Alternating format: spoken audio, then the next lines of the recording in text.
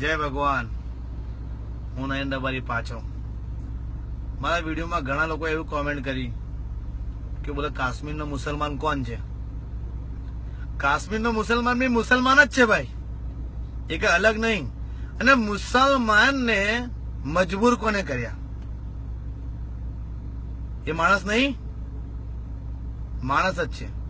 2002 ની ધમાલમાં જે મુસલમાને પોતાની બેન પર બળાત્કાર જોયું, પોતાના ભાઈને મળતા જોયો, પોતાનું મકાન સળગતા જોયું, તો બી એ બધું ભૂલીને એક ભાઈચારાની ભાવનાથી આજે મુસલમાન ગુજરાતમાં રહે છે. કદી એમને જાહેર કર્યું કે અમને હું તકલીફ હતી? એમને તકલીફ નથી પડી? કેટલા મરી ગયા, પોતાનું ઘર છોડી જોઈને ભાગી ગયા, આજે આયા છે, અમન શાંતિથી રહેવા માંગે છે.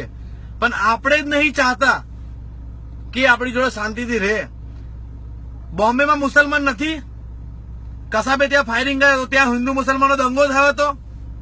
એમપીમાં મુસલમાન નહીં રહેતો, ત્યાં દંગો થયો હતો. રાજસ્થાનમાં નહીં રહેતા, યુપીમાં નહીં રહેતા, આખી યોગી સરકાર લઈને કે મુસલમાન વગર આવી ગઈ સરકાર. ભાઈ બધી જગ્યા પર દુનિયામાં મુસલમાન રહે છે, તો ગુજરાતમાં જ કમ તકલીફ શું? ગુજરાતમાં કોઈ બી ઇસ્યુ આવ્યો એટલે એકડે હિન્દુ મુસલમાન તરત ઝઘડવાનું ચાલુ. આ બાજુ મુસલમાન માર નાખો, આ બાજુ હિન્દુ માર નાખો. 2002 ની ધમાલમાં જેટલા હિન્દુ મર્યા, જેટલા મુસલમાન મર્યા, એનાથી વધારે હિન્દુ સજા ભોગવે છે. સેન્ટ્રલ જેલમાં જઈને જુઓ, હજુ એ લોકો સજા ભોગવે છે.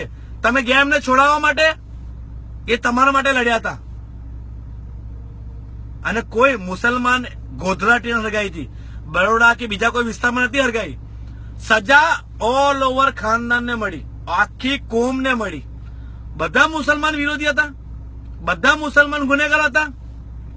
આજે મુસલમાન વિરોધ થયોનું કારણ આપણે છે.